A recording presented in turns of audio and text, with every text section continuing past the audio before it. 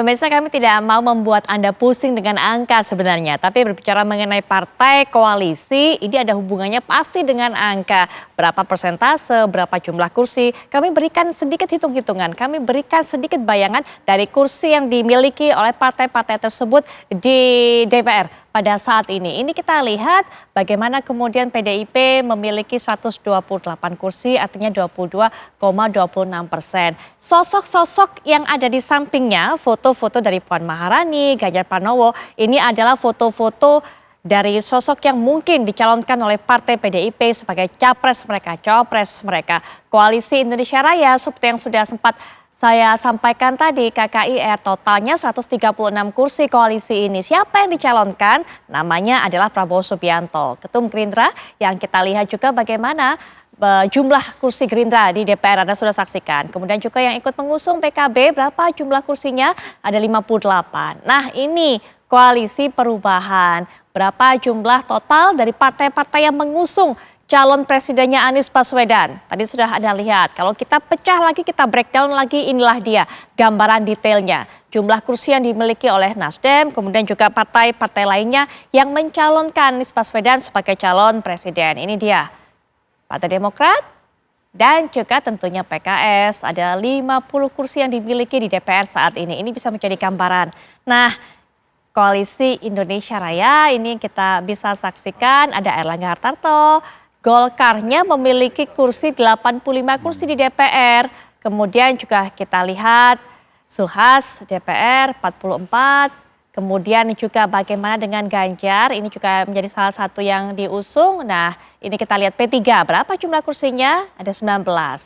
Koalisi Besar Kebangsaan, ini tadi yang sudah sempat kita perbincangkan sejak awal diskusi. Jika kemudian partai-partai dari KIB, KKIR ini bersatu padu, suaranya satu, siapa yang kemungkinan dicalonkan? Tadi sudah disinggung oleh Mas Adi Prayitno bahwa Gerindra ini punya satu nama begitu solid, begitu kuat, Prabowo Subianto disodorkan. Sementara Golkar yang juga ada di situ, dalam kongresnya juga mengatakan ini akan sepakat untuk bisa mengusung Erlangga Hartarto, ketum mereka.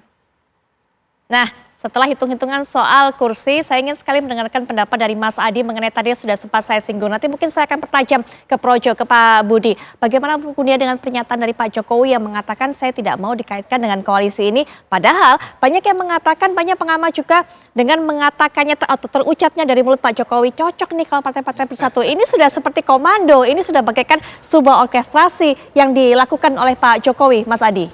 Ya, bagi saya tidak ada puzzle yang harus diurai soal wacana tentang koalisi kebangsaan ini ya. Ini pasti diorkestrasi oleh Jokowi.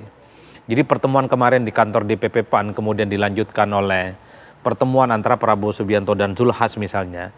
Ini kan jelas menjadi satu sinyalmen bahwa ketika menggunakan istilah frekuensi yang selalu diulang oleh PAN, yang selalu diulang oleh Gerindra, dan kemungkinan akan diulang oleh partai yang lain, itu kan menunjukkan bahwa partai-partai pendukung Jokowi yang dalam koalisi besar ini bukan hanya soal chemistry, bukan hanya soal satu frekuensi, tapi siap tunduk dan tegak lurus dengan apa yang saya sebut dengan orkestrasi Jokowi itu. Jadi lem perekat dari koalisi kebanggaan sekali lagi ini pada Jokowi sebenarnya. Satu, semua partai sepakat bahwa adalah partai-partai ini akan mengawal terus semua legacy yang sudah dilakukan oleh Jokowi. Termasuk hal-hal yang saat ini sedang running, tapi 2024 mungkin nggak selesai. Tapi harus ada yang menjamin itu dilanjutkan seperti KN kan. Karenanya pada level kognitif, pada level substansi tidak ada perdebatan soal itu. Tapi ketika bicara sekali lagi soal siapa pasang-pasangannya nanti, ya Putri tentu kenapa saya menyebut kerumitan-kerumitan? Karena bagi setiap partai itu ada satu kebanggaan, satu keistimewaan yang kemudian kalau ketua umum mereka, elit mereka tampil sebagai kandidat capres. Kan pertanyaan membesarnya misalnya, apakah koalisi kebangsaan ini akan tetap solid kalau misalnya di dalam itu ada PDIP dan PDIP nomor 2 misalnya, dan capresnya Prabowo Subianto, ataupun sebaliknya, capresnya dari PDIP kemudian wakilnya dari Prabowo Subianto. Lalu nasib Muhaimin Iskandar, Erlangga Hartarto, ataupun PAN yang belakangan misalnya mengendorse nama Erick Thohir misalnya yang berpasangan dengan Ganjar. Lalu bagaimana dengan nasib mereka? Kerumitan-kerumitan ini bagi kita yang bukan politisi seringkali sangat potensial untuk terjadi deadlock ya di kemudian hari. Karena kalau dilihat rata-rata tanpa koalisi besar sekalipun poros-poros ini kan sudah bisa maju masing-masing. Iya. PDIP jelas bisa maju ya, bisa Puan Maharani dengan Ganjar atau sebaliknya. KIB juga bisa maju, ya, dengan jumlah kursi yang sudah melampaui ambang batas presiden 20%, ataupun koalisinya Prabowo dengan Gerindra, jelas. Prabowo dengan PKB maksudnya jelas sudah bisa menggenapi ambang batas.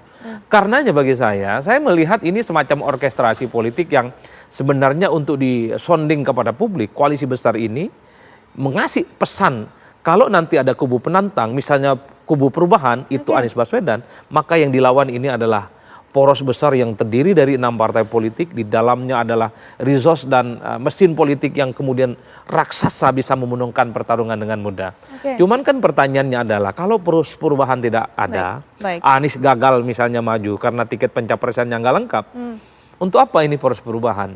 Ataupun untuk apa ini koalisi kebangsaan yang begitu besar?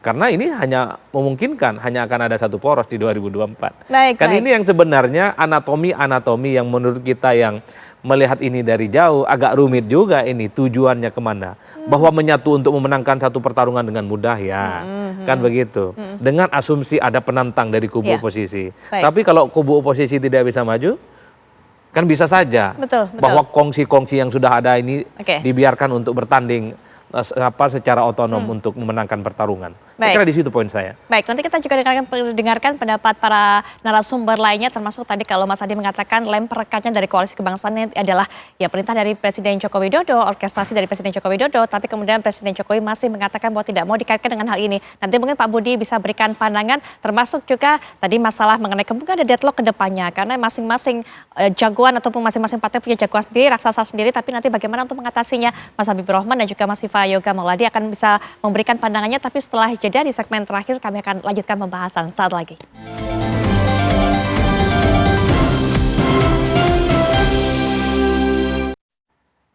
Baik, saya yakin banyak yang ingin disampaikan oleh para narasumber, tapi sayang sekali waktunya sudah begitu tipis di segmen terakhir ini, jadi mungkin saya hanya bisa berikan kesempatan yang sangat singkat kepada 3 narasumber tersisa untuk bisa memberikan pernyataan penutup. Silakan dari Pak Budi terlebih dahulu.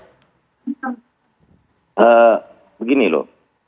Survei dan pandangan masyarakat tentang tingkat kepuasan masyarakat terhadap Pak Presiden Joko Widodo ini kan meningkat terus.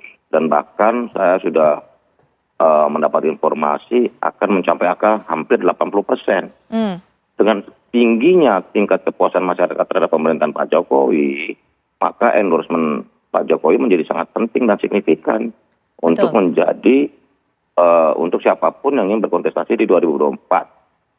Tapi sekali lagi Pak Presiden Jokowi selalu sebagai presiden kepala negara kan beliau tidak bisa menyampaikan secara terbuka beliau mendukung siapa. Bahwa arah-arah itu terlihat dari gestur politik dan kode-kode politik sah-sah saja. Tapi bagi kami Pak Prabowo juga merupakan bagian penting dalam pemerintahan Pak Jokowi. Karena sebagai Menhan beliau sangat serius dan penuh komitmen untuk mensukseskan jalannya pemerintahan. Baik Pak Budi. Pak Jokowi Maruf Amin. Begitu. Baik. Mbak. Berikutnya Mas Viva Yoga silakan, singkat saja. Ya, pemilu ini bagian dari kedaulatan rakyat, maka harus berkualitas, berintegritas, aman, nyaman, damai, dan bahagia. 5 tahun sekali kita akan mendapatkan pemilu berikutnya. Oleh karena itu proses kompetisi konstitusionalnya tidak boleh zero sum game, tetapi harus take and give dalam rangka untuk membangun kekuatan besar Indonesia.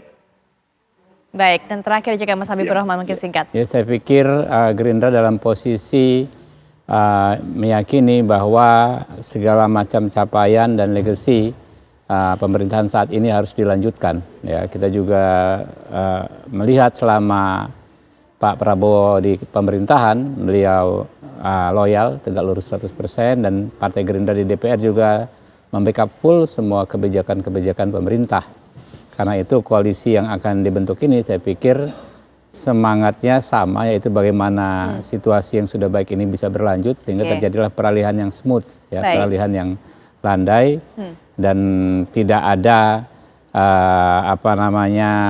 gaduh, ya, tidak ada situasi panas yang tidak produktif bagi kita sebagai bangsa, mengingat tantangan-tantangan kita sangat besar dalam beberapa tahun ke depan. Baik, kalau narasumber pada hari ini, pada malam ini saat kita berbincang semuanya sepakat satu suara, satu frekuensi tadi kalau Mas Habibur Rahman mengatakan. Tapi kita tunggu seperti sesuai dengan prediksi dari Mas Ade. Kemungkinan di depannya akan ada masalah-masalah, rintangan-rintangan di antara semuanya, termasuk juga mengalami deadlock. Siapa yang akan diajukan menjadi calon presiden. Tapi nanti kita akan terus tunggu bagaimana kelanjutan langkah dari terbentuknya koalisi besar, koalisi kebangsaan ini. Makasih Mas Adi Praitno, Mas Habibur Rahman, terima kasih. Mas Viva Yoga, terima kasih. Pak Budi juga terima kasih tentunya sudah bergabung. Dan pemirsa, ya, perbincangan ini sekaligus juga menutup jumpa kita pada malam hari ini. Kami akan kembali menjumpai Anda esok 18.30. Jangan sampai Anda lewatkan. Saya Putri Viola pamit, selamat malam, sampai jumpa.